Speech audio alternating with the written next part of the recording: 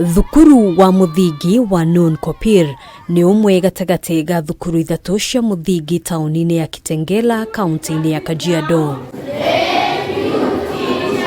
Thengia ya arutwo 183 aria mekire kigeranio kia grade ya gatandatu, thukuru uyu koretwo kiamukira arutwo kuma thukuru itiganite hatari guthingatithia mawatho o mothe, mutukanio wa uniform ari kionereria kia uria maundu maikaire guku. We needed to change the uniform and we agreed that they are going to get a very beautiful, you'll see it, a very beautiful uniform to welcome back, bearing in mind they are also young at their age, so we looked for a bright one that will be able to is appealing to their eyes. For those who are not able to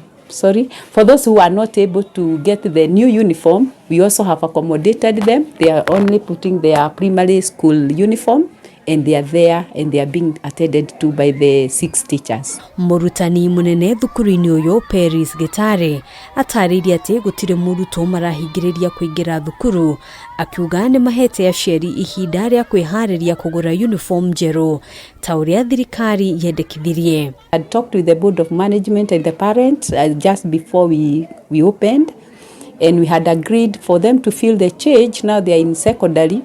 We want them to sit on the rockers, whereby in the regular school, they were sitting on the desk.